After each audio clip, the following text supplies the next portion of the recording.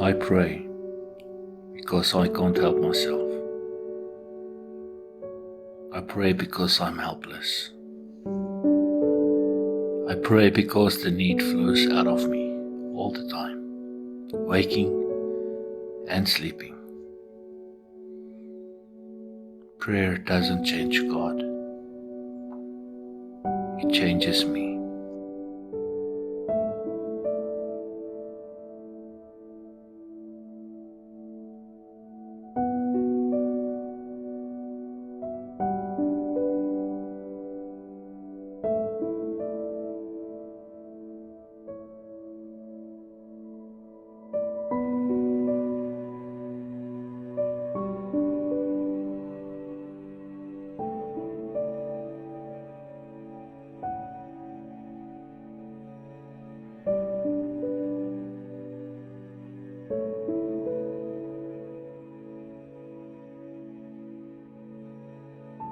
Die laaste tyd is 'n tyd wat gekenmerk word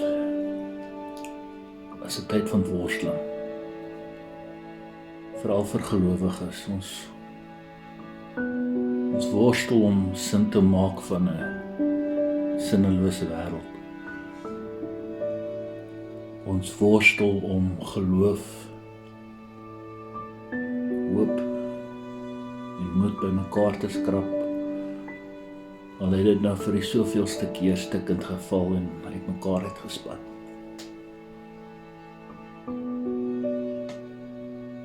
Ons worstel om te bid tot 'n God wat voel of hy soms ver is, wat soms voel of hy nie ons gebede hoor nie, soms voel of hy ons nie raak sien nie, of hy nie omgee nie. Die ding is, as ons so voel, dan moet ons besef, al wil ons dit nie hoor nie,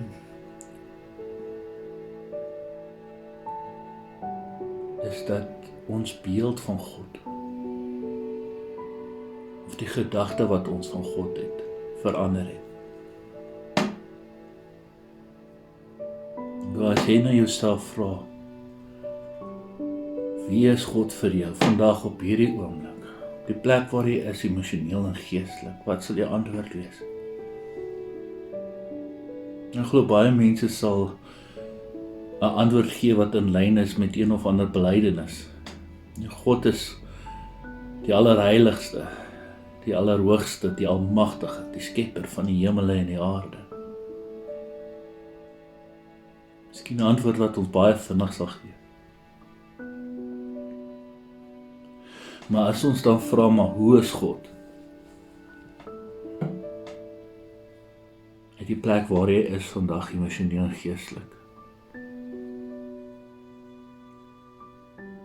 dan huiwer ons partykeer om te antwoord. Ja, daar sal mense wees wat sy antwoord ook in lyn sal wees met 'n belydenis, en hulle sal antwoord deur om te sê, God is genadig, God is liefde. Maar daar is baie mense wat vandag nie so vinnig die antwoord sal gee nie, en dalk is hulle antwoord nie in lyn met wat nou gesê is nie. Juis omdat hulle beeld, hulle gedagte van God verander het, want hierdie mense stikken. Hulle is gebroken.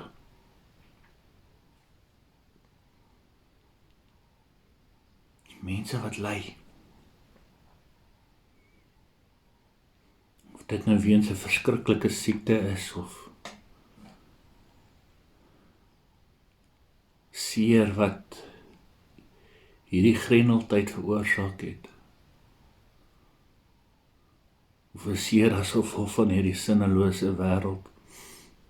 Hulle kan nie hierdie vraag so antwoord nie, want Al wat hulle sien is die gebrokenheid van hierdie wêreld. Al wat hulle sien is die woede en die haat van hierdie wêreld. Al wat hulle sien is die siekte waarmee hulle gekonfronteer is. En hulle koppel dit met God. En hulle meet God volgens dit wat hulle sien. Daarom is God vir baie mense vandag onbetrokke. Of onregverdig.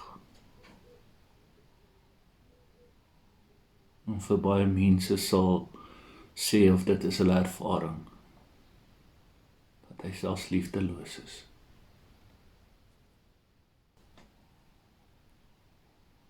Op 'n stadium moes Jesus op versoek van sy disippels hulle leer bid. En dan leer hy hulle die Onse Vader gebed. Vader, laat U naam geheilig word. Laat U koninkryk kom. Gee ons elke dag ons daaglikse brood. En vergeef ons sondes, want ons vergewe ook elkeen wat teen ons oortree. En laat ons nie in die versoeking kom nie. Nou as 'n mens die Ons Vader gebed vat en dit opdeel in die 6 verskillende bedes wat dit eintlik is, dan sien 'n mens ietsie besonders raak. Die eerste 2 en in die ander evangelies is dit 3 bedes, gaan oor wie God is. As ons dit saam bid. Ons Vader wat in die hemel is, laat U naam geheilig word. Laat U koninkryk kom. Laat U wil geskied. Dit is bedes wat erkenning gee aan wie God is. Maar wanneer ons na die volgende 3 bedes kyk, dan sien ons dit eintlik as beskrywingspunte van hoe God is. Gee ons vandag ons daaglikse brood. Sien Here as die voorsiener. Dat hy vir ons sal voorsien uit die liefde van sy hart uit. Vergewe ons sondes. Gaan oor God se genade. Laat ons nie in die versoeking kom nie, gaan oor sy mag en krag en hoe hy ons wil beskerm. En vir baie mense stop die lering van die Onse Vader daar, maar Jesus gaan eintlik aan met die lering. Wat net op hierdie gebed volg is 'n kort gelykenis, waar hy dit met sy disippels deel. Verder sê hy vir hulle, sê nou een van julle het 'n vriend, en jy gaan in die middel van die nag na hom toe en jy vra, vriend, leen my 'n bietjie 3 brode, want 'n vriend van my wat op reis is, het by my aangekom, en ek het niks om vir hom voor te sit nie. En die antwoord van binne af, moenie my lastig val nie. Die deure is al gesluit, en ek en my kinders is al in die bed. Ek kan nie opstaan om dit vir jou te gee nie. Ek sê vir julle, al sou hy nie opstaan en dit vir hom gee nie, omdat hy sy vriend is nie, sal hy tog opstaan en hom alles gee wat hy nodig het, omdat hy hom nie skaam om aan te hou vra nie. Ek sê vir julle, vra en vir julle sal gegee word. Soek en julle sal kry. Klop en vir julle sal oopgemaak word. Elkeen wat vra ontvang, en elkeen wat soek kry, en vir elkeen wat klop sal oopgemaak word. Is daar 'n pa onder julle wat as sy seun vir hom 'n vis vra, vir hom 'n slang sal gee, in plaas van die vis? Of as hy 'n eier vra, vir hom 'n skorpioen sal gee? As julle wat sleg is, dan weet om vir julle eie kinders goeie dinge te gee, die Vader in die hemel nog baie meer. Hy sal die Heilige Gees gee vir die wat vra. Hierdie gelykenis deel met ons ook 3 baie belangrike aspekte of karaktereienskappe van God. Geef ons 3 antwoorde van hoe God is. En die eerste antwoord of karaktereienskap is dat God graag luister. Sien, wanneer Jesus al sy gelykenisse vertel, is daar altyd een of ander karakter wat verteenwoordiging van God is, of dit nou die goeie herder is, of die werkgewer is, die bruidegom, of die pa van die verlore seun. Een of ander karakter verteenwoordig altyd God, en in hierdie gelykenis is dit nie anderste nie. Hier word God beskryf as 'n goeie vriend, wat sal luister, as jy roep om nood. En dit is nie 'n vreemde gedagte wat 'n mens vind in die Bybel nie. Reg deur die Bybel vind ons verskillende bedes, verskillende getuienisse, verskillende gedagtes wat opgeteken word deur die skrywers van die Bybel. In Klaagliedere 3 lees ons byvoorbeeld, die skrywer sê, U het gehoor hoe ek smeek, moet tog nie afsydig staan nie, gee uitkoms en red my. U het na my toe gekom toe ek geroep het. U het gesê, moenie bang wees nie. Jesaja 65 vers 24 lees, voor hulle nog roep, sal ek antwoord. Terwyl hulle nog praat, sal ek hulle gebed verhoor. 1 Johannes 5 vers 14 lees, en nou kan ons met vrymoedigheid na God gaan, omdat hy ons gebede verhoor, as ons enigiets volgens sy wil vra. En aangesien ons weet dat hy ons gebede verhoor as ons iets so vra, weet ons ook dat ons kry wat ons van hom vra.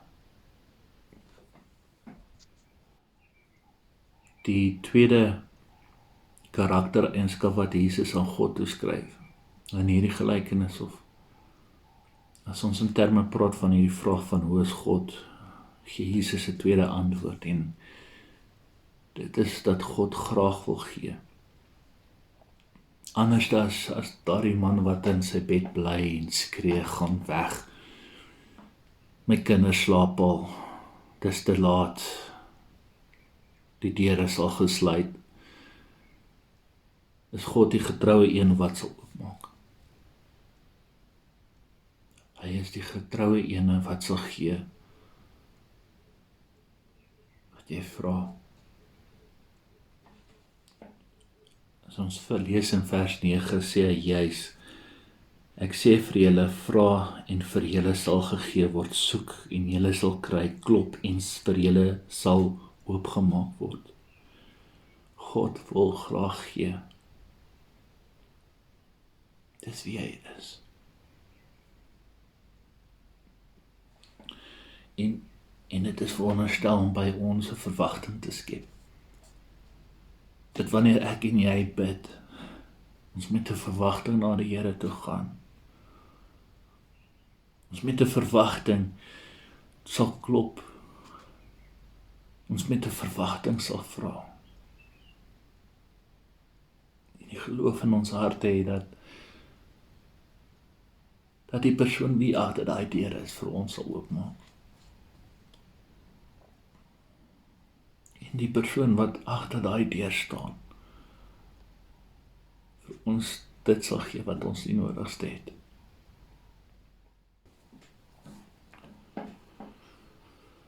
'n derde karaktereienskap of 'n derde antwoord wat Jesus vir ons gee op die vraag van hoe is God, is dat hy God beskryf as Vader. Met regdeur die vertelling van Jesus se verhaal in die evangelies, elke keer wanneer Jesus bid, praat hy van Abba, hy praat van Vader, hy is Papa. En wanneer Jesus ons leer, of sy disippels altans leer om te bid, dan leer hy hulle en indirek ons ook om hierdie ongelooflike groot, hierdie sterk God aan te spreek as ons Papa, as Vader. En dis hierdie ongelooflike uitnodiging om in 'n intieme verhouding met God te staan, met ons hemelse Vader te staan. En dit is nogal eintlik opvallend as 'n mens dink daaroor wanneer Jesus begin met hierdie les aan sy disippels, hoe hulle moet bid, is dadelik om hulle te leer om God aan te spreek as Vader, en hy sluit hierdie les af deur om te sê hoe hierdie Vader is. Vers 11 lees ons, is daar 'n pa onder julle, wat as sy seun vir hom 'n vis vra, vir hom 'n slang sal gee in plaas van die vis? Of as hy 'n eier vra, vir hom 'n skorpioen sal gee? As julle wat sleg is dan weet om vir julle kinders goeie dinge te gee, die Vader in die hemel nog baie meer. 'n les wat ek net in die laaste bietjie meer van 'n jaar geleer het, is dat daar niks is wat 'n pa sal doen vir sy kind nie.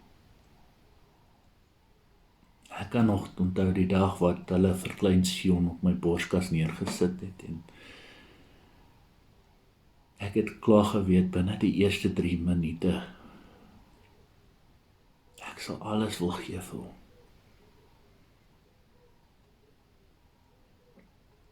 Daar sal niks wees wat ek nie sal doen vir hom nie.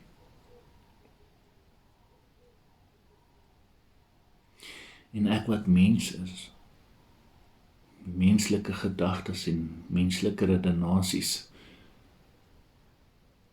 sy liefde sal kan wonderlike dinge doen. Maar Jesus sê juis in hierdie teksgedeelte, ons wat sleg is, ons wat nog sondig is, ons wat partykeer nog wil selfsugtig wees, en as ons weet dat ons alles vir ons kinders sal wil gee, hoeveel te meer sal ons hemelse Vader nie vir ons wil gee nie. Soos 'n mens hierdie woorde spreek, weet jy dat daar mense is wat die kritiek sal gee dat hulle bid en hulle vra en hulle soek en hulle klop en dit voel nie of daar vir hulle oopgemaak word nie, en dit voel nie of daar vir hulle gegee word wat hulle vra nie. Laat my eintlik terugdink aan 'n sosiale eksperiment wat so 'n paar jaar terug gedoen is mense op straat word genader en dan word daar van hulle gevra, wat is die dele van jou liggaam waarvan jy die minste hou, en wys dit uit vir ons, en dadelik sal die mense al die dinge uitwys waarmee hulle ontevrede is oor hulle liggame, of dit nou te groot ore is, of te groot neus is, of die afwesigheid van hare is, of die gewig is. Mense is baie vinnig om kritiek te gee, selfs vir hulle self. En toe die swaaipunt van die eksperiment kom, en hulle sê, maar oké, wys vir ons dit wat goed is, en dit wat mooi is. Vertel ons daarvan, dus die mense baie huiwerig. Hulle wil net nie sê nie, of hulle wil dit nie glo nie.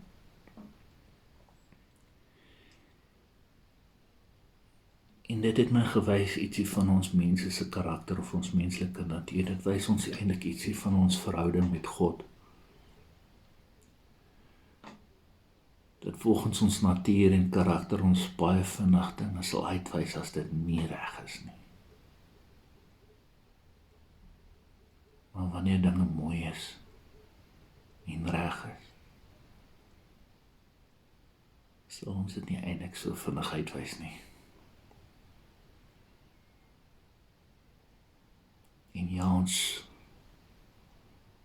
ons is mense skuldig daaraan wanneer dit kom by ons verhouding met God. Ons baie vinnig sal vinger wil wys en sê, maar dit is nie reg nie, en hoekom het ek nog nie dit gekry nie? En ons sal God kritiseer, ons sal sê, God, dit voel of jy nou ver weg van my is, of God, dit voel of jy nie my raak sien nie, of jy hoor nie my gebede nie. Maar ons vergeet so maklik van die kere wanneer hy wel jou gebede voor het. Toe hy vir jou gegee het wat jy gevra het.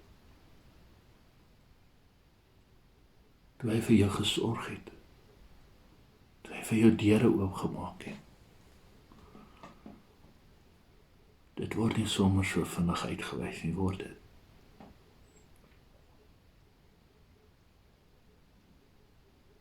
Ja, 'n mens kan nie vergelyking maak en 'n mens kan dit raak sien dat God nie altyd gee wat ons vra nie.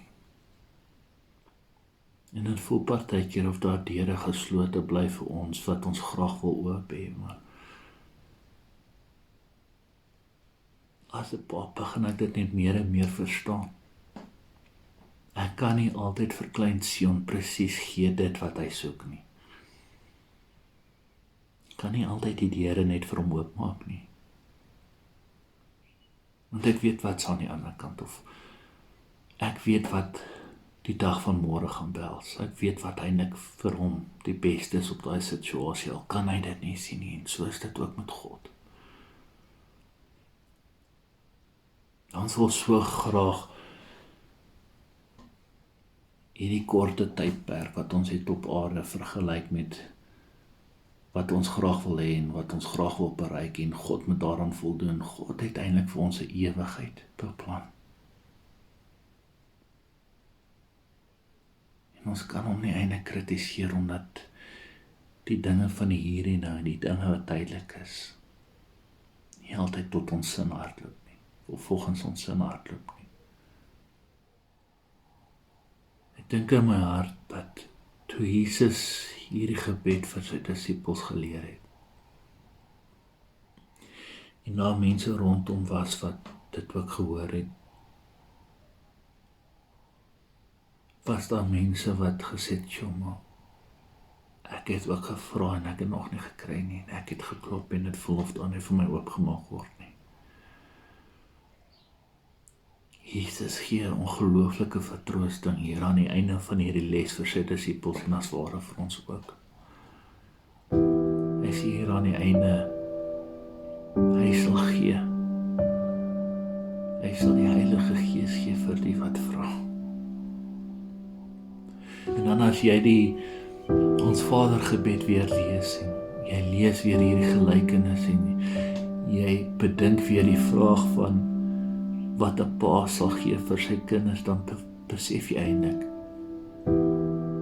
dit gaan hier oor ver meer as net visse en slange en eiers en skorpioene, en dit gaan ver meer oor dingetjies wat ons wil hê en deure wat ons wil oopmaak. Die feit is, ons het nie eintlik die waarborg altyd dat ons die dinge gaan kry wat ons die graagste soek in die lewe en waarvoor ons vra nie. En ons gaan nie altyd die waarborg hê dat daar deure oopgemaak word vir ons wanneer ons dit wil oop hê nie. En daar is hierdie groeiende deel van my wat dankbaar is daarvoor. Want en die rede hoekom ek sê ek is dankbaar daarvoor is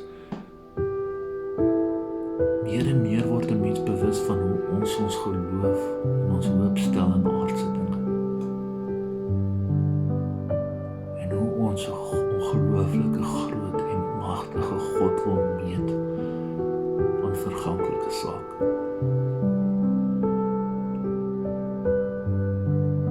Daarom glo ek die Here vir ons die eintlike ware waarborg gee. En die waarborg van sy ewige teenwoordigheid. Die waarborg dat ons hemelse Papa altyd saam met ons sal wees.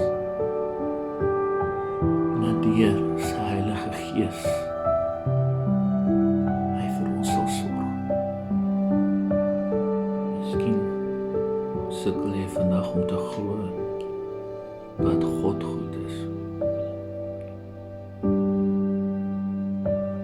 Miskien sê jou ervaringe iets anders. Miskien sukkel jy om te glo dat die Here vir jou die beste het in sy gedagtes. Miskien het jy sekere slegte dinge aan God toegeskryf of toegedien wat nie by 'n beeld van 'n perfekte pa pas nie.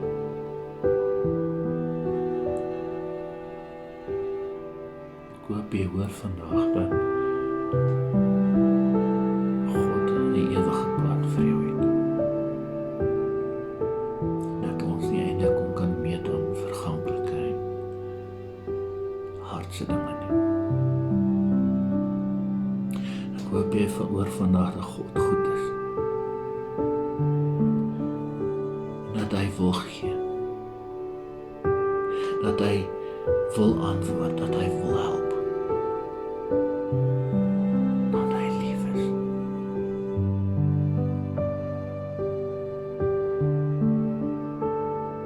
En miskien in die laaste tyd het jy gebid en gebid en gebid. En daar het nie antwoord gekom op jou gebede nie. Jy het nog nie gekry wat jy voor gevra het nie, of daardie deur het nog nie oopgegaan waarin jy aanhoudend klop nie.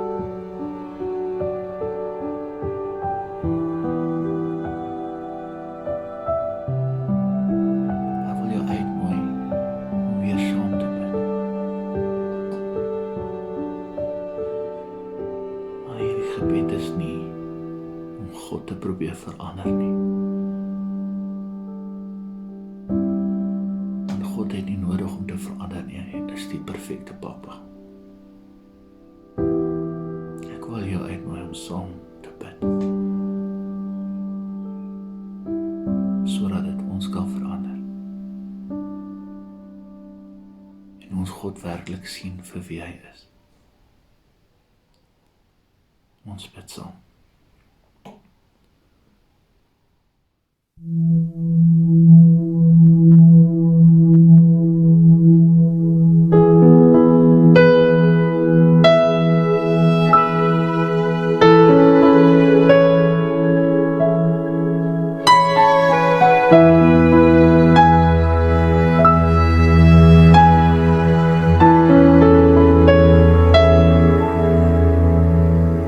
Ons Vader wat woon in die hemel, geheilig sy u naam. Laat u ryk kom, u wil geskied, soos in die hemel, so ook op die aarde. Gee ons vandag ons dagse brood en vergewe al ons skulde, net soos ons vergewe die wat teen ons sonde.